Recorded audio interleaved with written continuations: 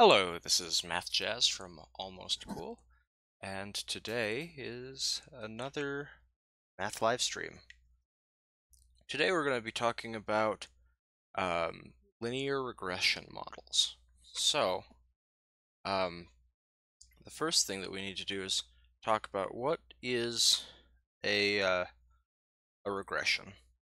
So, we will switch our camera to a blank sheet of paper. So, the idea is that we have some sort of data that we've plotted, and we're hoping to be able to find some sort of equation that models this data in a sensible way. So we want to be able to pick out and say this line represents the data better than, say, this one does. We need some sort of way of measuring if lines kind of point in the same direction as data. And the method that we've come up with is called a least squares regression. And what that does is we take our line and we look at our data points and we measure the distance between the point and the line, the vertical distance between the point and the line for each point in our data set. And we square that distance, and we use that to take to measure our model, to see how good this line is at modeling the data that we're given. Okay, so I have set up a program to do all of the computations for me. And here we go. Let me pull this up on my screen as well. There we go. Okay, so this this formula, I'm going to first describe the math and then I'll describe the program. So I'm going to take this chunk and explain it. So what we have here, I'll make it bigger so you can see.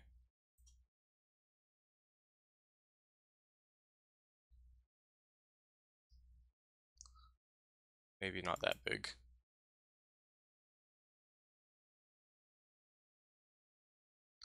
We have this big fraction here. And I've named these variables in a particular way, but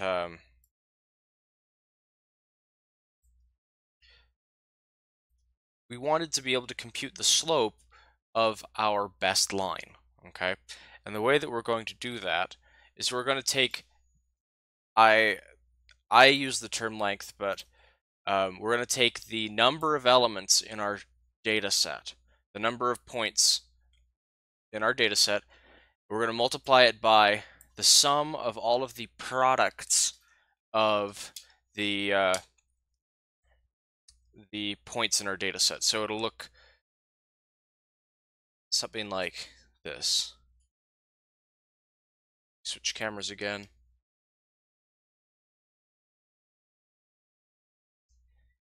So number of points times the sum of the x-coordinate of each point times the y-coordinate of that point.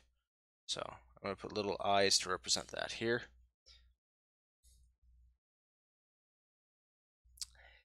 So what we do is we look at each point in our data set, this one for example, which is going to be x1, comma y1. We're going to multiply the x-coordinate by the y-coordinate. And we're going to do that for every point in our data set. So we get something like this. This is going to be the sum of every x value times every y value, pairwise. So for each point, we take the x-coordinate times the y-coordinate, we add all of those sums, all of those products together, and then we multiply by the number of points. This is the first step in computing our slope. Now the next step is we're going to take the sum of our x coordinates and multiply it by the sum of our y coordinates. Just as in the program here. So I called this x sum and y sum. And then after that, we're going to divide by the number of points in our data set times the sum of our x coordinates squared. We're going to subtract the sum of our x coordinates squared, like so. So this gives us the slope of our line, the slope of the best line, when we define best as being the one with the smallest squared distances away from the points. I mean, ideally, all of our points would line up really nicely on a line, and we could have a line that hits all of the points, but that typically doesn't happen. There's experimental error, there's some sort of variance that occurs in our data set, and it's just not going to work that way in the real world. But this is a way of picking out a line that, maybe it doesn't hit all of the points, maybe it doesn't even hit any of the points, but it's somehow, of all possible lines, it's the one that lies closest to all of them. But a slope does not define a line by itself, so we need to figure out an intercept. And our intercept is going to be defined in this way. We're going to have the number of points in our data set times the sum of our xi, yi products, again.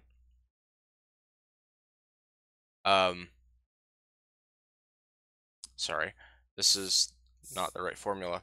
Here we go. We have our intercept is equal to the number, is equal to the sum of the y's. There we go. Sum of the y coordinates minus the slope, which we just computed above. Here it is. Times the sum of the x's divided by this the number of points. That's our intercept. So with these two things together, the slope and the intercept, we can compute our best line. But, okay, so here's the other thing, is that even if we can find the best line for our point, maybe our best line still isn't a very good model of the data. So the example that I gave to my students in class yesterday was, I'm going to plot points from a parabola.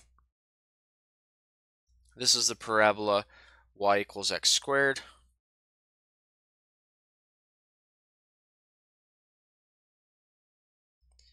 Now, there's a very nice model for this parabola here that or the points that I've picked, and that model is the parabola. However, let's say that we're making a guess as to what we should use to model our data, and we've made the false guess, the bad guess, that we should model this with a line. Linear regression will give us a line. Using the M and B formulas that I gave you earlier, you will compute a line. It just won't be close to the data. So there needs to be a way of measuring how well does our line model our data. And the way that we do that is through what's called our correlation coefficient. And here is the way that we compute that. So our correlation coefficient, which we're going to represent with the letter R,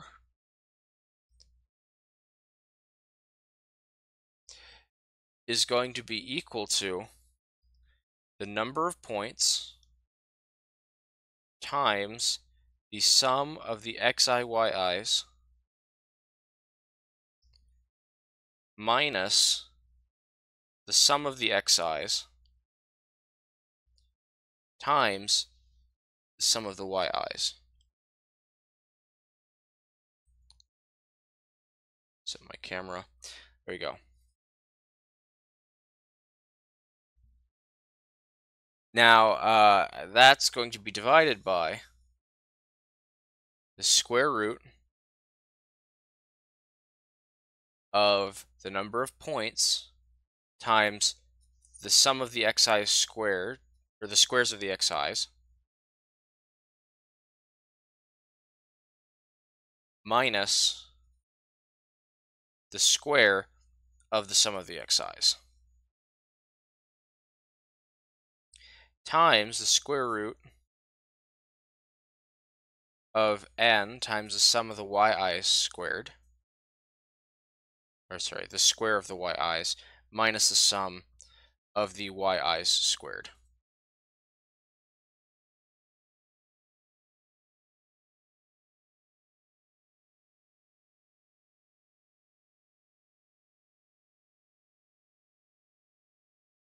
There we go.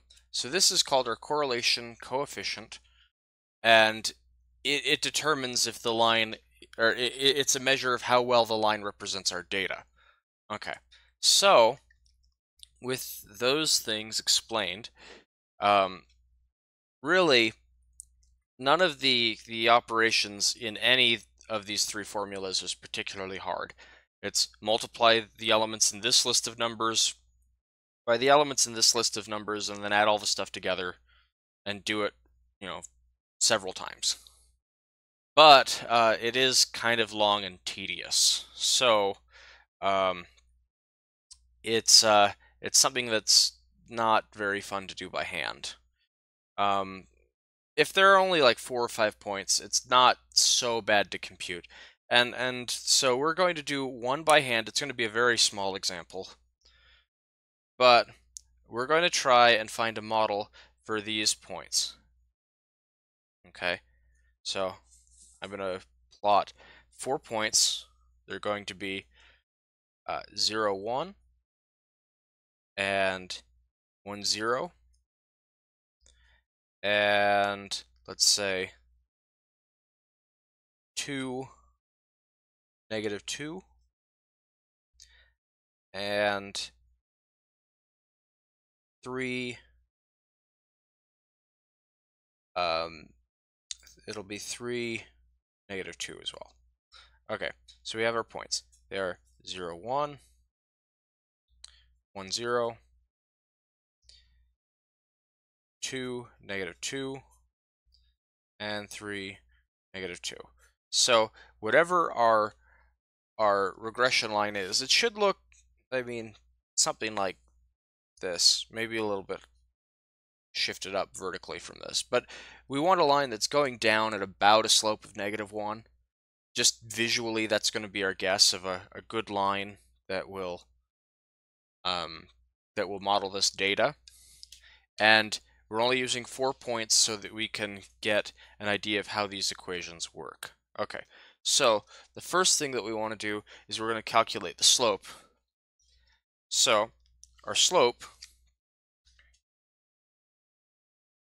m, is equal to the number of points times the sum of the products of the x's and y's. So that's, the number of points is 4 times, well, 0 times 1 is 0, 1 times 0 is 0, 2 times negative 2 is negative 4, 3 times negative 2 is negative 6. So what we get is a negative 4 plus a negative 6, so that's going to be a negative 10. So number of points times negative 10 minus, and now we want to get the sums of our x terms and the sums of our y terms. So we have 0 plus 1 is 1, plus 2 is 3, plus 3 is 6. So our x sum is 6. Our y sum is 1, minus 2 again, so that's negative 3. That's our numerator. our denominator is going to be equal to the number of points, which is 4, times the sum of the squares of the x's. So we added up the x's before, but we didn't add up their squares yet. So 0 squared is 0, 1 squared is 1, 2 squared is 4, 3 squared is 9. So we have 0 plus 1 plus 4 plus 9, so that's 14.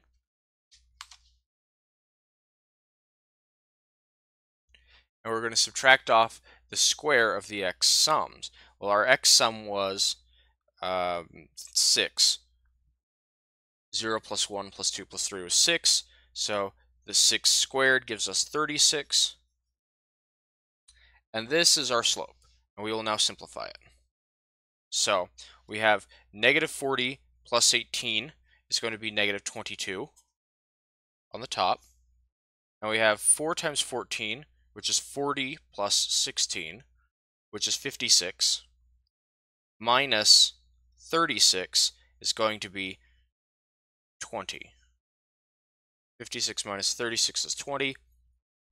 And this gives us, it'll be negative 11 over 10, or negative 1.1 as our slope, which is about what we guessed it should be just from looking at the picture and trying to fit a line to as many of the points as we could. Okay, and now we want to find our intercept. So b is equal to, well, it's going to be the sum of our y's, which is negative 3, minus the slope, which is negative 1.1,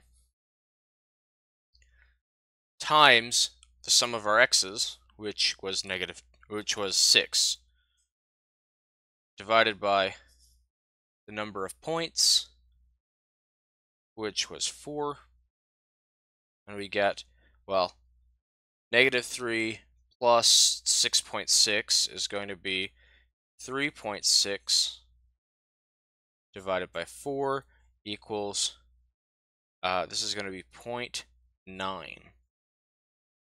So our intercept is 0.9, our slope is negative 1.1. We plug those into our formula for a line, we get y equals negative 1.1x plus 0.9 is our model.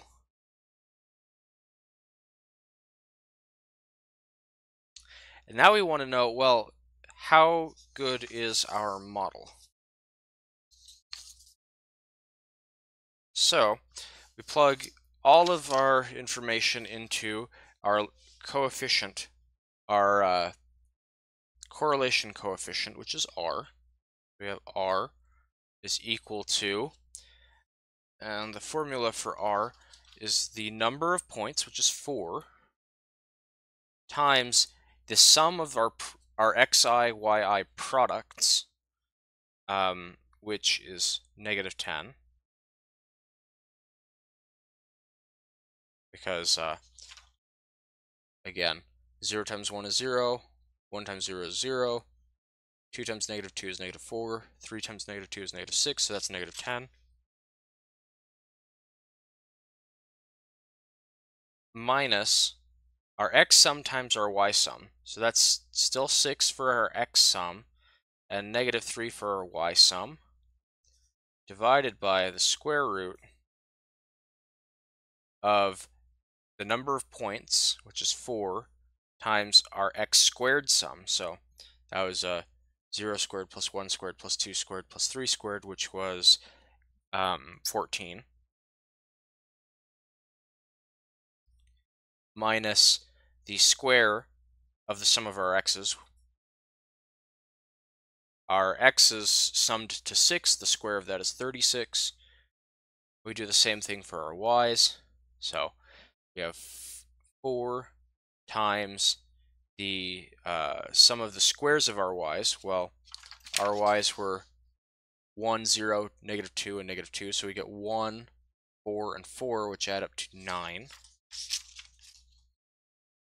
It's 4 times 9, minus the y's summed up to negative 3. The square of that is going to be positive 9. So we get this here. So 4 times 14 minus 36 over 4 times 9 minus 9. And this will simplify to be, we have a negative 40 minus 18, sorry, plus 18 over, we have 4 times 14 is 56 minus 36 is 20, so the square root of 20. And then 4 times 9 minus 9 is the same as 3 times 9, so that's the square root of 27.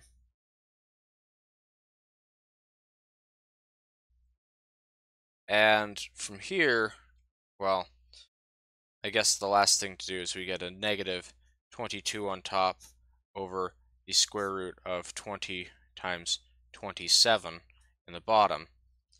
But I'm not going to be able to do that in my head. So let's swap over to our calculator. Okay, let's pick this bold-faced cell to type into. We have negative 22 divided by square root of 20 times 27. And we get negative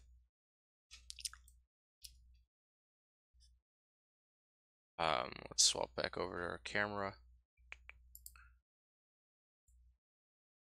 We get negative 0.9467. This is a fairly good R-score.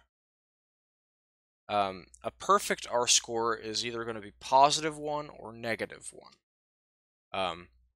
Positive 1 if our line has a positive slope, and negative 1 if our line has a negative slope. A situation where we have no correlation at all will have an R close to 0. So, yeah, to diagram that, 0 means no correlation. And it means that the line does not model the situation. And 1 means positive correlation, meaning that as the x goes up, the y goes up. And a negative 1 means a negative correlation, meaning that as the x goes up, the y goes down. And all R values are going to be between negative 1 and positive 1, reflecting either positive correlation, negative correlation, or no correlation. And having negative 0.94 is fairly good. It indicates that there is, in fact, some relation between the x-coordinates and the y-coordinates that can be modeled by a line. Okay, so let's take a look at this code.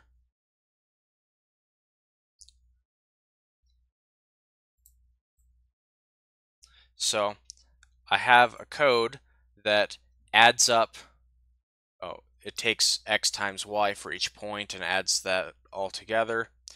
It adds up all of the x coordinates, it adds up all of the, it takes x's and squares them and then adds those together, takes the y's and it adds them together, it takes the y's, squares them and adds them together, and then it plugs them into the formula for our slope, this line, the intercept in this line, and the R term, the correlation coefficient in this line. And then I have another method here that takes all of those and it prints the equation to the screen, and then it graphs the data points and the line, and it also above the graph writes out the correlation coefficient. So we have this example here. We have a bunch of data points here that I have gathered, and so we will execute this line of code, and it gives the graph that I had already been showing you guys for a while. This graph here is the graph of a bunch of data points that reflect accidental deaths per 100,000 people each year from every 5 years from 1920 to 2010, and all of the data points when graphed, there are these coordinates around the graph, or these points on the graph, and the line represents how the trend is going, and it is decreasing. The equation is 87 minus half of x, meaning that in 1920, or sorry, in 1900, which is our year 0 on our graph here, in 1900, the death rate was 87 accidental deaths each year per 100,000 people. And the slope of 0.5 represents that every year, on average, half a person fewer have died than the previous year. So according to the model, in say 1920, which is 20 years later, instead of having 87 people per 100,000 die, we had 77 per 100,000 people die. And this trend seems to fit very nicely over the course of the 100 or so years that I found data for. So it's an interesting thing. Okay, so it's also something that a computer can do very quickly. Linear regression is something that is very easy for a computer to do. So I wrote here a code. This code generates random points, generates 4 random points, and then it tries to fit a line to them. And so I'm going to execute this code here. It picked 4 random points, and then it found a line. As we can see, there's well, the correlation coefficient is 0.02. I said 0.9 is pretty good. 0.02 is pretty terrible, and that's reflected by the points here don't seem to be anywhere near the line that we've graphed. So, yeah, we can execute it again just to see if we get a better result. This time we had 0.1. That's better than 0.02. So, not a very good correlation, but it's looks slightly more reasonable than the previous. Okay, so that's just a little bit about linear regression and being able to model data with lines. Of course, I've been saying linear regression this whole time because we've been trying to model with lines, but you can model with any curve you can write down. So it's very common to do like log regressions or exponential regressions, where you try and match an exponential curve to a situation, and you do a least squares regression in the same way that we talked about at the beginning. You measure the distances between the points in the line, and you take the squares and you try and make the squares between the distances be the smallest. We might do that in a future episode, do a least squares regression for different types of curves. But for now, that is all we have. So tomorrow is Wednesday, so there's no live stream, but Thursday and Friday we'll have more live streams, and we will probably talk about matrices. I think that's what I feel interested in talking about on Thursday and Friday. I might go back to doing some calculus too, since it's been a while since we've done any calculus in a live stream. So anyway, if you have questions, please email them to my email address, which is on screen now. And thank you for watching. Hope you're enjoying learning math, and have a great day. Bye.